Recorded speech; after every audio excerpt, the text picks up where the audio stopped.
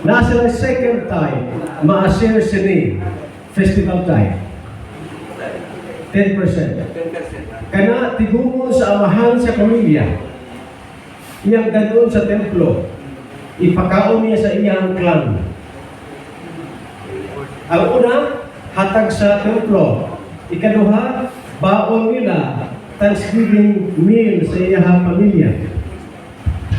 Ikaduha, tithe for the poor. 10% ihapon. Itotal ni mo pilaman.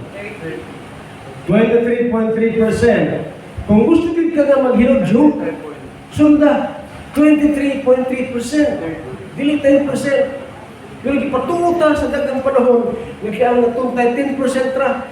Unsay may tabo kung atong type is tumalo na ito binuod 23.3%. Mas maparipid na ito atong Mount Carmel, pakatag kagdagan sa convention.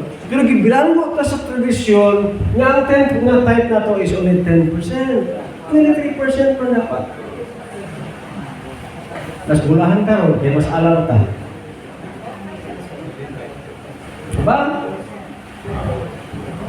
Naku sumpay diha, pililis aron, kaya basig na pura ko. Diba? Ano? In fact, ang ginabuhat nila is this. Aha. Ang ginabuhat nila is this. Saan ba ito? Wala man? Wala na. Wala na. Kaya samot, yung kakurat ato, kumugod ko. So, di na ito. Ayun lang ito. Basta, kung gusto kita makinodyo, tithe. Diba? Bring ye all the tithes. All the tithes. All the tithes. At half. Pero wala mo muna itulo sa una ko. Roy, kaya ta. So, nag-maintain rin tag 10%. Dapat yung tato may 10%. Yes, that's the Jewish typing. Yes. Na may nagtudlo nga wala may text kay sumo daw. Naipastor ang tuloy sa kay sumo. Kay sumo na.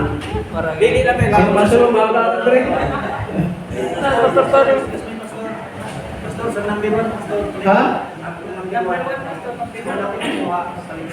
Picture dapat sa picture. Wait, then. Now, delikado pa ba? Konflikt ano sa mga nakaraan ng pastor? Biblical ya. Well, as I've said, this is the New Testament tithing. In fact, ang nahitabo, gisunog, gitugutan sa Ginoo nga maguba ang ilang templo, tungod kay wala nila gituman ang tithing law.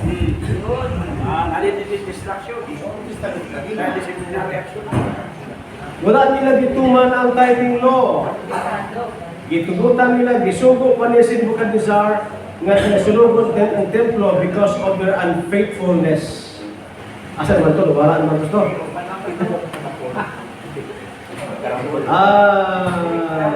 Wala ito. Asa ba itong test na ito? Hira?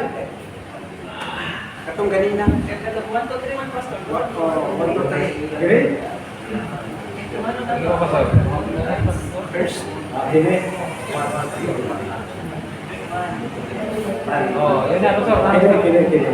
3.3% pastor. Katong na 3.3%. Number 1, number 2. Sumpay to siya. Yan pastor. First, O niya, ang kuyaw gyud guys, kung gusto kita maghinodyo, ang tithing ni mo dilikas agricultural product o animal products. What may answer sa biblical? kung sumayo lang kasi siguro yung cash mo na ito. Kapay cash at mga tayo. Like cash good? In fact, kung halimbawa ka no, sa Galili kagikan, Muadto ka sa Jerusalem Templo. Ang imong harvest dito sa Galilea, pwede nimong ibaligya. Bito nimo ang cash pa Jerusalem. Unya palit ka mga kaon sa may palengke sa Jerusalem. O datoy imong gamiton nga ang bili dito sa Galilea, gamiton nimo to, o datoy imong gamiton nga pagkaon sa imong pamilya during the festival time. Kanara ang panahon nga gitugutan sila nga gamiton ang cash kay magbitbit. Imagine, that's 110 kilometers from Galilee to Jerusalem. Bitbito nimo ang sako-sako nimo nga palay. Dili pwede. So gitugutan sila sa Jewish law. Okay, naman ni Moises sa Deuteronomy, ibaligya ninyo dito o niya bitbita ang cash. Abot sa Jerusalem palit na po dito magkaon. Kung kato inyong kaonon as your festival time. Klaro na. Sa nag-aaral na yun, siguro walang yan. Pero ang New Testament type pastor. Mas grabe pa diha. Ang New Testament type, the more you give, the more you receive. Why limit? 90% From the heart. pero, Sacrificial. pero kahit hindi, sabot. Bisan pa o nakaabot na sa 20%, dili pa gihapon na ang gipaabot sa ato sa Ginoo. Dapat the more you give, the more you receive. Sacrificially. Before my wife died, naabot namin sa 13% sa among tithing. Dili na ni 10. Ang target is, may mga panahon ka rin, ay as we do the book, ihatag this mercy. Because we believe that ang giving in the grace is limitless. Why limit? Kung gusto ka hatag. That is it. Pero, ang church will still have the chance to meet. Kung saan nato paghimo of practical ways nga ang atong mga practical needs atong ma-meet. And the Jonas Baptist Church, nag-decide sila, nagsaad sila nga nilang ihatag is 10%. May uban na nagsulti, akong ihatag, Pastor, 15%.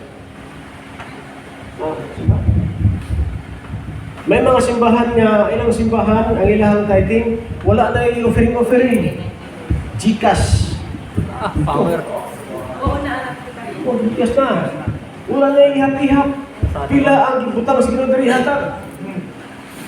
O kini mga churches that are growing. Wala nila ginaihapi ang Ginoo. Hatag taman sa ginhawa. Hatag taman sa ginhawa. Dawat taman sa ginhawa. Oh. Yahay. The principle is the more you give, the more you receive. Sama ka. Kadara principle, sacrificially. So, taas pa ng 20%. Pero dili na kalabaw sa New Testament giving natin. The more you give, the more you receive. The less you give, the less you receive. Period. No. Diba? Ayaw yung ihapi ang Ginoo. Kaya kung imong ihapan ang Ginoo, the measure you give can be the measure you get. Ano naman? Na. Mas stricto na noon. Mas grabe na noon. Diri lang. Ang gusto nato karon subat 3. Ala, tanan gyud ay giving your all. Kana mo na siya.